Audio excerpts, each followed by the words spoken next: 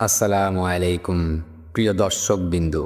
আজ আমরা শুনব বনি ইসরায়েলের একজন মহৎ নবী ও রাজার কাহিনী। তিনি হলেন হযরত দাউদ আলাইহিসসালাম। তার জীবনে রয়েছে শৈশবের নিষ্পাপ ইবাদাত, যৌবনের বীরত্ব, রাজত্বের ন্যায় বিচার আর আল্লাহর দানকৃত আশ্চর্য মোজেজা। চলুন শুরু করি তার শৈশব থেকে। হযরত মূসা আলাইহিসসালামের পর বনি ইসরায়েল আল্লাহর দেয়া প্রতিশ্রুতি ভূমিতে বসবাস শুরু করে। সময়ের সাথে সাথে তারা দুর্বল হয়ে পড়ে, আল্লাহর হুকুম ভুলে যায়, চারপাশে শত্রুরা শক্তিশালী হয়ে ওঠে। এই সময় জন্ম নেন দাউদ আলাইহিসসালাম।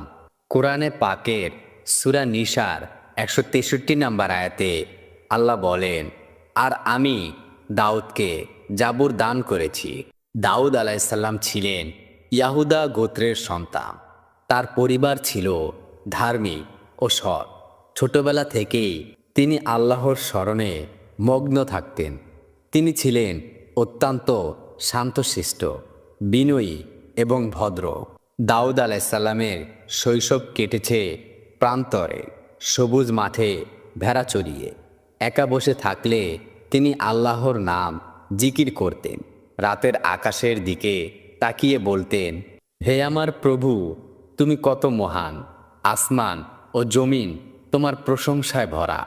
তুমি আমাকে সৃষ্টি করেছ শুধু তোমার ইবাদতের জন্য। এভাবেই ছোট্ট দাউদ আলাইহিসসালাম আল্লাহর সাথে এক গভীর সম্পর্ক গড়ে তুলেছিলেন। শৈশব থেকেই তার কণ্ঠস্বর ছিল এত মধুর যে তিনি যখন জবুরের দোয়া ও আল্লাহর প্রশংসা পাঠ করতেন, তখন চারপাশে পাহাড়, বৃক্ষ, এমনকি পাখিরাও তার সাথে মিলিত হতো। কোরআনে পাকের সূরা সাদের 18 ও 19 নম্বর আয়াতে আল্লাহ বলেন, আমি পাহাড়কে তার সাথে তাসবিহ পাঠ করতে বাধ্য করেছিলাম সকাল ও সন্ধ্যায়, এবং পাখিরাও সেই সময় একত্রিত হতো। দাউদ আলাইহিসসালামের শৈশবে এই ভক্তিমূলক জীবন তাকে পরবর্তীতে সাহসী, ন্যায়পরায়ণ ও আল্লাহর ভীরু নেতা হিসেবে গড়ে তোলে। এভাবেই কেটে গেল হযরত দাউদ আলাইহিসসালামের শৈশব। তিনি ছিলেন আল্লাহর এক অনন্য বান্দা, যার কণ্ঠ ছিল জবুরের মধুর সুর আর হৃদয় ছিল আল্লাহর প্রতি ভীরু প্রেম। কিন্তু পরবর্তী জীবনে তার সামনে আসবে বিশাল পরীক্ষা। একদিন তিনি বনি ইসরায়েলের এক মহাযুদ্ধে অংশ নেবেন, আর সেখানেই ঘটবে তার জীবনের প্রথম বড় অলৌকিক ঘটনা। এখন আমরা শুনব তার যৌবনের এক আশ্চর্যকর ঘটনা, যেখানে তিনি ইতিহাসের এক মহাবীর জালুতকে পরাজিত করেছিলেন। সেই সময় বনি ইসরায়েল শত্রু দ্বারা চারদিকে আবদ্ধ ছিলেন। তালুত ছিলেন তাদের রাজা, কিন্তু সবচেয়ে বড় বিপদ ছিল এক নিষ্ঠুর দানবীয় সেনাপতি জালুত। জালুতের সেনাবাহিনী ছিল বিশাল, আর তার দেহ ছিল দৈত্যাকৃতি। মানুষ তাকে দেখে আতঙ্কে কাঁপত। কোরআনে পাকে সূরা বাকারার 250 নম্বর আয়াতে আল্লাহ বলেন, তারা যখন জালুত ও তার সৈন্যদের মুখোমুখি হলো, তখন তারা বলল, হে আমাদের প্রতিপালক, আমাদের উপর ধৈর্য বর্ষণ করো, আমাদের পা ধীর রাখো এবং কাফির সম্প্রদায়ের উপর আমাদের সাহায্য করো। একদিন তালুত তার সেনাবাহিনীদের নিয়ে বনি ইসরায়েলের উপর চওড়া হলো। জালুত তার বাহিনী সাজালো, কিন্তু জালুতের বিশাল শরীর ও শক্তিশালী অস্ত্র দেখে কেউ তার সামনে দাঁড়াতে সাহস পেল না। তখন রাজা তালুত মানুষের উদ্দেশ্যে বললেন, কে আছো আমার বাহিনীতে যে জালুতের মুখোমুখি হবে? যে তাকে হত্যা করবে, আমি তাকে বড় পুরস্কার দেব এবং আমার কন্যাকে তার সাথে বিবাহ দেব। সেই সময় সবাই নীরব ছিলেন। হঠাৎ উঠে দাঁড়ালেন এক তরুণ। তিনি ছিলেন হযরত দাউদ আলাইহিসসালাম। তিনি বলেছিলেন, আমি জালুতের মুখোমুখি হব, কারণ আমার রব আমার সাথে আছেন। তখন সেখানকার সৈন্যরা বলেছিলেন, এটা কিভাবে সম্ভব? এই তরুণ জালুতের সামনে দাঁড়াবে, তার কাছে না আছে তলোয়ার বা না আছে বল্লম। তখন দাউদ আলাইসাল্লাম বলেছিলেন, আমি ছোটবেলা থেকেই সিংহ ও নেকড়ে থেকে ভেড়া রক্ষা করেছি। আল্লাহ চাইলে তিনি আমাকে সাহায্য করবেন। যুদ্ধের সময় দাউদ আলাইসাল্লামের শরীরে ছিল সাধারণ পোশাক এবং হাতে ছিল কয়েকটি ছোট পাথর। সেই সময় অহংকার করে জালুত বলেন, এই কিশোর আমার সাথে লড়বে, আমি এক আঘাতেই তাকে ধ্বংস করব। যুদ্ধ শুরু হলে দাউদ আলাইসাল্লাম আল্লাহর নাম নিয়ে একটি পাথর গোল্লায় রাখলেন এবং শক্তি দিয়ে নিক্ষেপ করলেন। পাথরটি সরাসরি জালুতের কপালে আঘাত করল। মুহূর্তে জালুত মাটিতে লুটিয়ে পড়ল। বনি ইসরায়েলের সৈন্যরা তখন তাকিয়ে দেখল যে জালুতের ভয়ে বছরের পর বছর তারা কাঁপত। সে মুহূর্তেই মাটিতে লুটিয়ে পড়ল।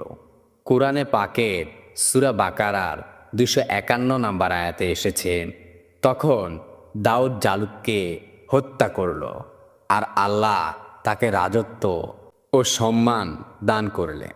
এ বিষয় দেখে তালুত রাজা খুশি হয়ে তার প্রতিশ্রুতি পূরণ করলেন। তিনি তার কন্যাকে দাউদের সাথে বিয়ে দিলেন। এভাবেই দাউদ আলাইসাল্লাম শুধু একজন বীর নন, বরং আল্লাহর বিশেষ বান্দা হিসেবে মানুষের মাঝে সম্মানিত হলেন। এক তরুণ মেষপালক দাউদ, যার হাতে ছিল কেবল কিছু পাথর আর আল্লাহর প্রতি অটল ঈমান, তিনি ইতিহাসের সবচেয়ে ভয়ঙ্কর যোদ্ধাকে পরাজিত করলেন। এখানেই তার জীবনের নতুন অধ্যায় শুরু হলো। আল্লাহ তাকে শুধু বীরত্ব দেননি, বরং নবুয়াত, কিতাব এবং রাজত্বের মর্যাদাও দেবেন। জালুত নিহত হওয়ার পর দাউদ আলাইসাল্লাম মানুষের মাঝে সম্মানিত হলেন। তিনি শুধু সাহস নন, বরং সৎ, বিনয়ী এবং আল্লাহর ভীরু ছিলেন। এমন এক সময় আল্লাহ তাকে নবুয়াতি দান করলেন। সূরা নিসার 163 নম্বর আয়াতে আল্লাহ বলেন, আমি দাউদকে জাবুর দান করেছি। আল্লাহ তাকে দান করেছিলেন এক মহান কিতাব, যার নাম ছিল জবুর। এটি ছিল আল্লাহর প্রশংসা, দোয়া ও উপদেশে পূর্ণ এক গ্রন্থ। দাউদ আলাইসাল্লাম যখন জবুর তেলাওয়াত করতেন, তখন তার কণ্ঠস্বর এত মধুর হতো যে পাহাড় ও পশু পাখিরাও তার তেলাওয়াত শুনত। দাউদ আলাইসাল্লাম ছিলেন এক মহান ইবাদতকারী। তিনি রাতের অর্ধেক সময় নামাজ পড়তেন, কিছু সময় বিশ্রাম নিতেন, তারপর বাকি সময়টুকু নামাজে কাটাতেন। তার রোজা ছিল দাউদি রোজা। একদিন রোজা রাখতেন, পরের দিন ভঙ্গ করতেন। বুখারী ও মুসলিম শরীফে রাসূলুল্লাহ সাল্লাল্লাহু আলাইহি সাল্লাম বলেন, সর্বোত্তম রোজা হলো দাউদের রোজা, আর সর্বোত্তম নামাজ হলো দাউদের নামাজ। আল্লাহ দাউদ আলাইসাল্লামকে শুধু নবুয়াত নন, বরং জ্ঞান ও সুবিচারের ক্ষমতা দান করেছিলেন। তিনি যখন বিচার করতেন, তখন ন্যায়ের পথ ছাড়া আর কিছুই বলতেন না। কোরআনে পাকের সূরা সাদ এর 26 নম্বর আয়াতে আল্লাহ বলেন, হে দাউদ, আমি তোমাকে পৃথিবীতে খলিফা করেছি, সুতরাং মানুষের মাঝে সত্যের সাথে বিচার করো, আর অন্য কিছুকে অনুসরণ করো না। জবুরের মধুর তেলাওয়াত, ইবাদতের গভীরতা এবং সুবিচারের জন্য দাউদ আলাইসাল্লাম ধীরে ধীরে বনি ইসরায়েলের সবচেয়ে প্রিয় নেতা হয়ে উঠলেন। তাকে দেখে মানুষ আল্লাহর পথে ফিরে আসত। তার কণ্ঠ আল্লাহর প্রশংসা শুনে হৃদয় ভিজে যেত। এভাবেই দাউদ আলাইসাল্লাম পেলেন নবুয়াত, কিতাব, আর পেলেন আল্লাহর বিশেষ নেয়ামত। তার জীবনে শুরু হলো নতুন দায়িত্ব, মানুষকে সঠিক পথে চালানো, আল্লাহর বিধান প্রতিষ্ঠা করা। তবে এখানেই কিন্তু শেষ নন। আল্লাহ তাকে আরেকটি আশ্চর্যকর ক্ষমতা দিয়েছিলেন। সেটা হলো লোহাকে নরম করা, যার মাধ্যমে তিনি মানুষের জন্য যুদ্ধের পোশাক তৈরি করতেন। আল্লাহ দাউদ আলাইসাল্লামকে এক অলৌকিক ক্ষমতা দিলেন। তার হাতে মোমের মতো লোহা নরম হয়ে যেত। কোরআনে পাকের সূরা সাবার 11 নম্বর আয়াতে আল্লাহ বলেন, আমি দাউদের জন্য লোহা নরম করে দিলাম এবং বললাম, তুমি প্রস্তুত পোশাক তৈরি করো এবং তার কড়াগুলো সুন্দরভাবে জোড়া দাও। দাউদ আলাইসাল্লাম আল্লাহর কাছে শুকরিয়া আদায় করে বললে, আমার রব আমাকে লোহা নরম করার ক্ষমতা দিয়েছেন। আমি মানুষের জন্য যুদ্ধে পোশাক তৈরি করব, যাতে করে তারা যুদ্ধে সুরক্ষিত থাকতে পারে। দাউদ আলাইসাল্লাম নিজেই কাজ করতেন। তিনি পোশাক তৈরি করে মানুষের কাছে বিক্রি করতেন এবং বলতেন, নিজের হাতে উপার্জিত রিজিক সবচাইতে হালাল এবং বরকতময় হয়। বুখারী শরীফে এসেছেন, নবী মুহাম্মদুর রাসূলুল্লাহ সাল্লাল্লাহু আলাইহি সাল্লাম বলতে, আল্লাহর রাসূল দাউদ আলাইসাল্লাম নিজের হাতের উপার্জিত অর্থেই জীবন ধারণ করতে। রাজত্ব, নবুয়াত, ইবাদাত এবং শিল্পকর্ম সবকিছুই দাউদ আলাইসাল্লাম সুন্দরভাবে সমন্বয় করেছিলেন।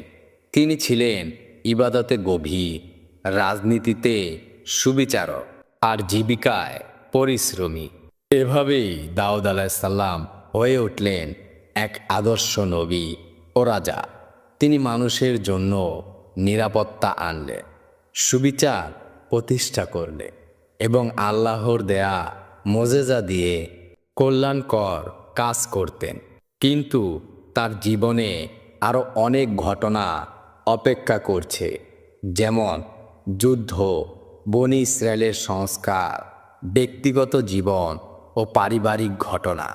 দাউদ আলাইসাল্লাম শুধু নবী বা রাজা ছিলেন না, তিনি ছিলেন মহান সেনাপতি। তার নেতৃত্বে বনি ইসরায়েল বহু যুদ্ধে জয়লাভ করে। দাউদ আলাইসাল্লামের জীবনে বিয়ে একটি বিশেষ ঘটনা রয়েছে। তিনি জালুতকে হত্যার পর বনি ইসরায়েলের রাজা তালুত প্রতিশ্রুতি পূরণ করলেন।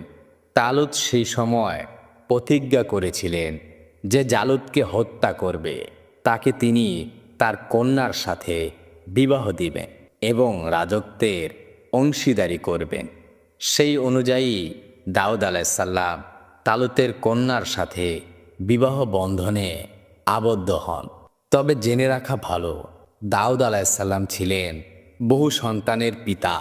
তার ঘরে অনেক স্ত্রীর অনুমতি ছিল, যা তার সময়কার শরীয়তে বৈধ ছিল। তার সন্তানদের মধ্যে একজন ছিলেন সুলাইমান আলাইসাল্লাম, যিনি পরবর্তীতে নবী ও মহান রাজা হন।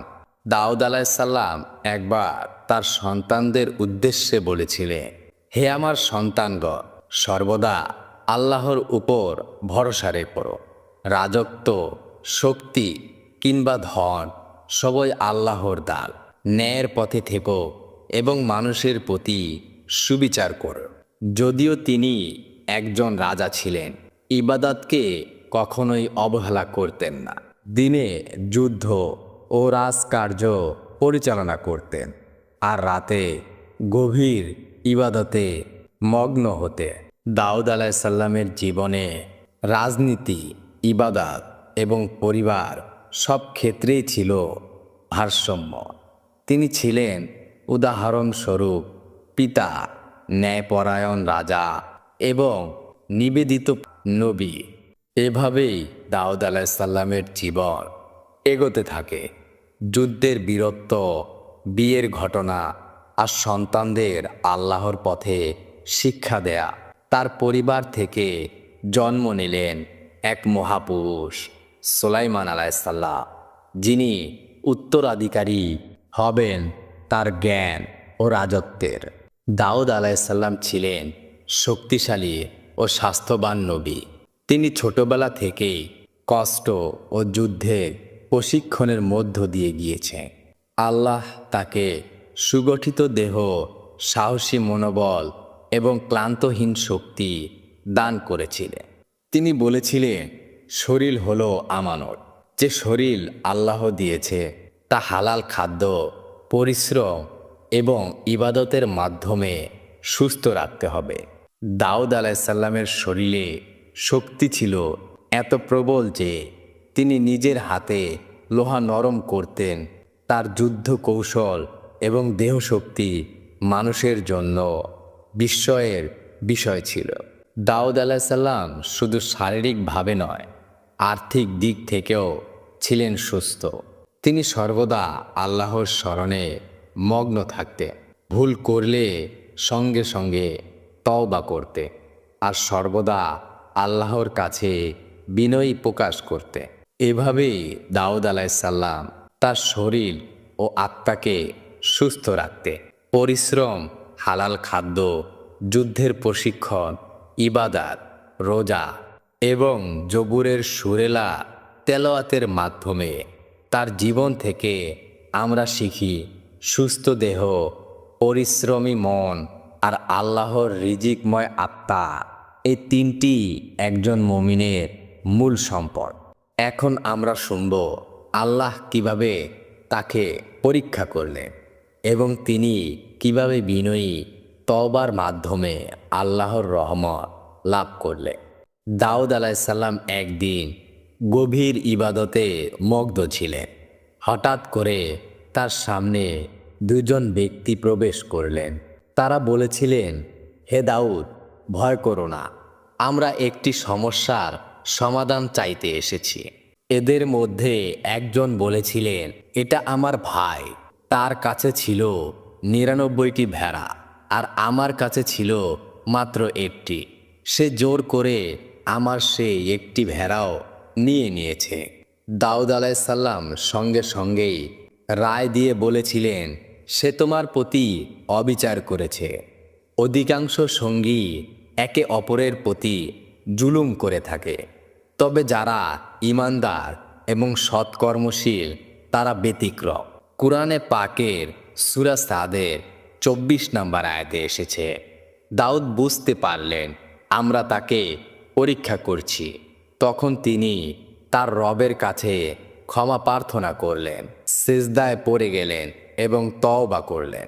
আসলে এটা ছিল আল্লাহর পক্ষ থেকে একটি পরীক্ষা, কারণ তিনি পুরো ব্যাপার শোনার আগেই তাড়াহুড়ো করে রায় দিয়ে ফেলেছিলেন।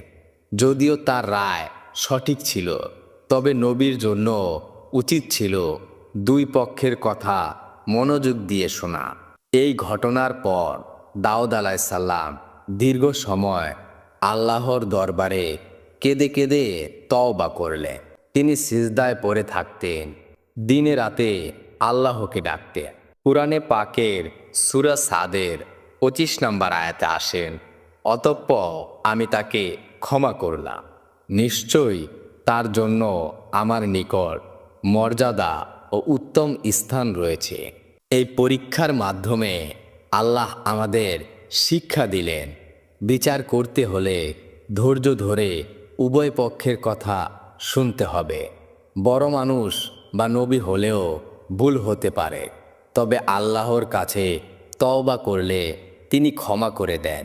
এভাবেই দাউদ আলাইহিসসালাম আমাদের জন্য এক শিক্ষা হয়ে রইলেন। ভুল করলে সঙ্গে সঙ্গে আল্লাহর কাছে ফিরে আসা, কান্নায় ভিজে যাওয়া আর তওবা করা।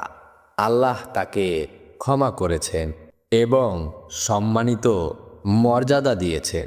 আল্লাহ তাআলা দাউদ আলাইহিসসালামকে দিয়েছিলেন সুবিচার করার শক্তি ও হিকমতের আলো।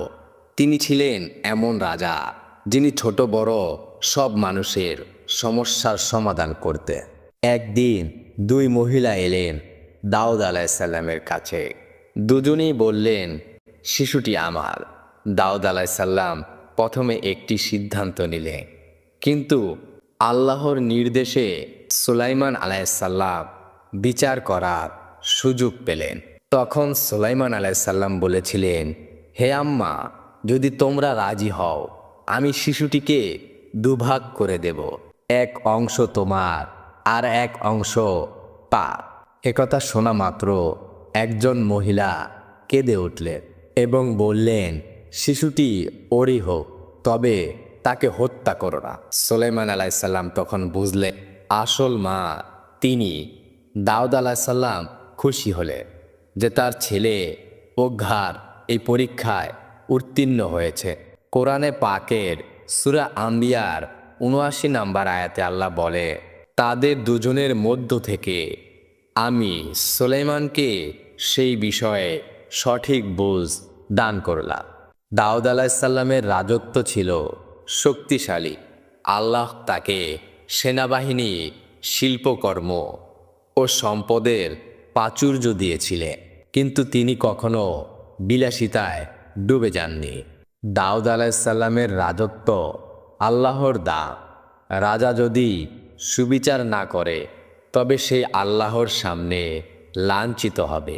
এভাবে দাউদ আলাইসাল্লাম ছিলেন এক মহাপুরুষ, যিনি রাজত্ব, নবুয়াত, প্রজ্ঞা এবং আল্লাহর ভীতি একসাথে ধারণ করেছিলেন। তার রাজত্ব ছিল শান্তি, তার দরবারে ছিল সুবিচার, আর তার জীবনে ছিল আল্লাহর শরণ। দাউদ আলাইসাল্লামের এই গল্পটি যদি ভালো লেগে থাকে অবশ্যই লাইক, কমেন্ট, শেয়ার এবং সাবস্ক্রাইব করবেন। ধন্যবাদ। আল্লাহ হাফেজ।